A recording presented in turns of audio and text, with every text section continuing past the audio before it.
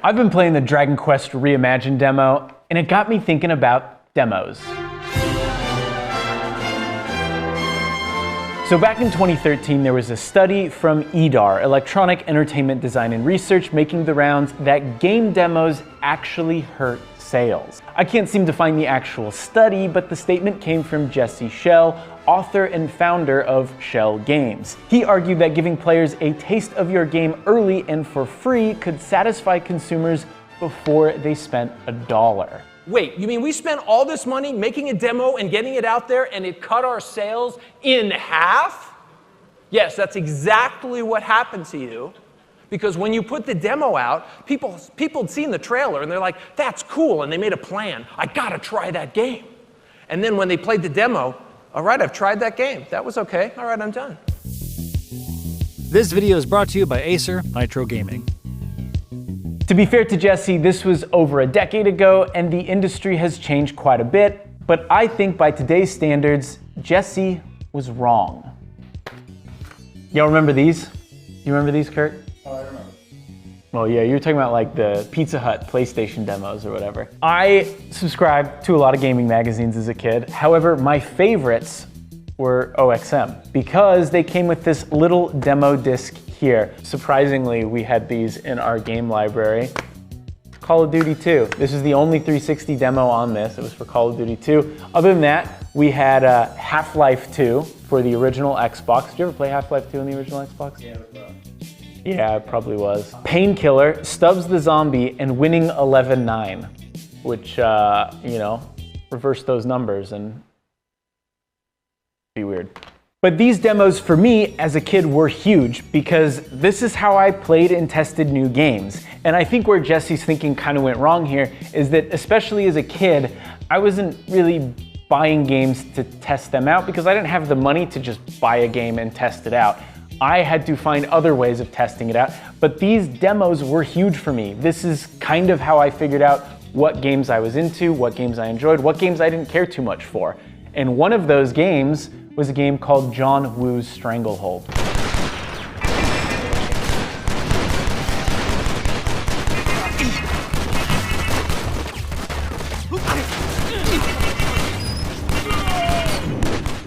I know a lot of folks in this office have a lot of appreciation for, specifically for the demo. We played that demo, I think collectively, the people in the office, we didn't know each other back then, but it sounds like after talking, we all probably played that demo well over 100 times because it was so sick. And you know what?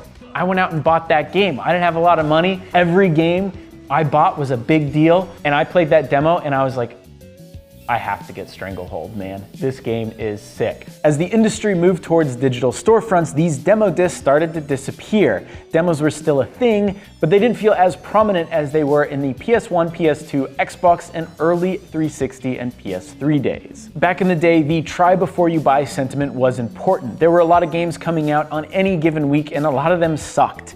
Demos helped players sort through the mess and figure out what they liked and what they didn't. I can only speak from personal experience here, but there were a ton of games I demoed but never purchased, so I guess to some extent Jesse is right.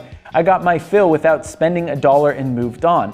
Here's the thing though, I wasn't going to go out and buy Winning 11-9, I didn't even know what that was, but if I played the demo, maybe I would have. There was and still is a risk with demos. They cost money and they might eat into sales, but if done strategically, I think a good demo can be incredibly effective. John Woo's Stranglehold, as I talked about before, sold over 1 million copies, and guess what? I was one of those million. So was Kurt.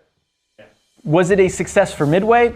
Probably not, considering they shut down in 2000, but you know, it's not really my problem.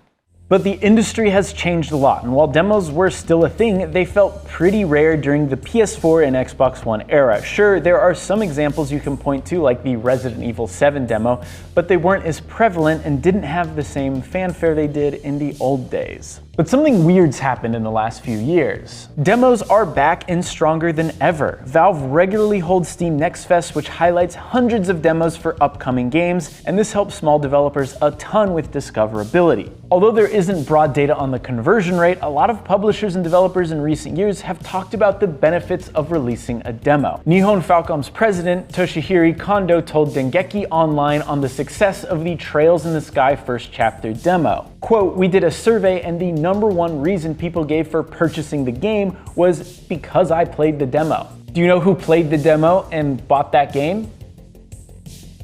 I did, and I played like 20 hours of it, and it's very good, but there's no way I would have dropped $60, $70, I think on Switch, no, I think it was $60 on Switch too, to try that game out. You know, I've heard a lot of good things about it over the years, but like, I don't know, there's a lot to play. There's a lot of great stuff, especially end of last year, even going into this year.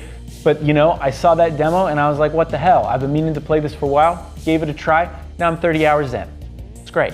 And you know who's the current king of demos right now? Square Enix. They have released demos ahead of almost every single one of their major releases. They even released 2 demos in the last couple weeks. Dragon Quest VII Reimagined, which is kind of what I'm here talking about, and the Final Fantasy VII Remake Integrate Switch 2 demo. I cannot believe I nailed the name of that game on the first try.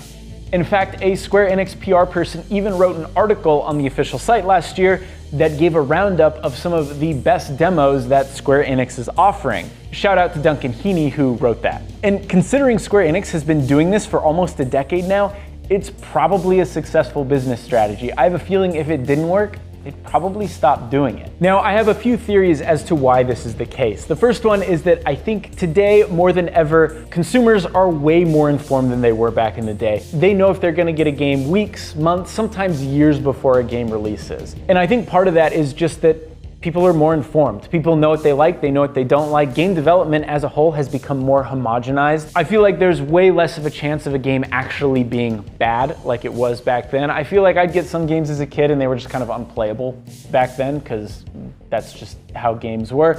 Now that game development feels more homogenized, Assassin's Creed, for example, those aren't bad games by any stretch, but I personally don't like them. I know I'm not gonna buy an Assassin's Creed game just because it's not really my thing. Now, when you look at a lot of Square Enix games, these are RPGs that people are very passionate about. They already have a fan base that is going to play that game, going to buy that game. They're very excited for that game. People were anticipating Final Fantasy VII Remake for so goddamn long. And I bet you most of the people who were hyped for it, the millions of people who were hyped, bought that game day one. And then you release these demos to get people on the fringe, people who are unsure. And look, speaking of this, kind of makes me think of Highguard. Do you remember Highguard? You may not, but it was the final announcement of the Game Awards. Jeff Keighley kept saying he played it, and it was so much fun to play. I've played it, and after you see this trailer, I think you're gonna want to as well. But no one believed him because no one could play it, right? I looked at that game, I thought it looked generic. Maybe it is fun, maybe it is a good time, but based on what they showed, I have zero excitement. Had they released a demo, you know, maybe people would have tried it out then before they gave their opinions, and it turned out, hey, they would have liked it quite a bit.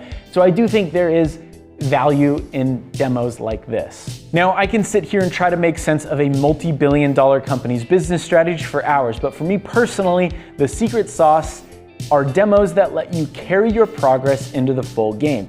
And I think Square Enix knows this too.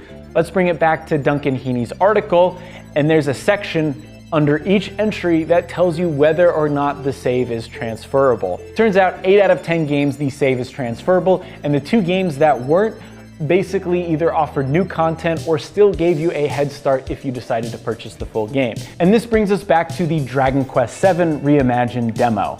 I already knew I was gonna buy this. I was very excited for this when they announced it. However, this demo made me even more excited. I turned on my Switch right at 9 p.m. so I could download the demo and get started. And the fact that I can transfer my save makes it even better. There are a lot of Dragon Quest fans out there, and I feel like a lot of them were going to buy this game regardless of the demo.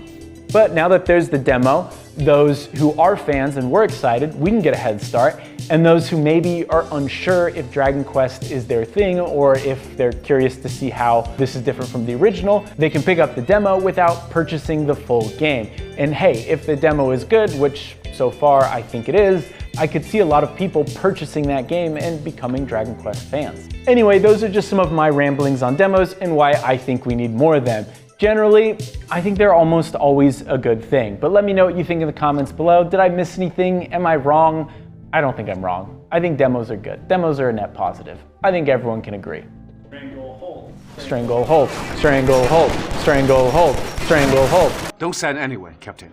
They just get in my way. Tequila, don't. It's a setup. I hope so. I hate to think they were wasting our time. Tequila, get back here.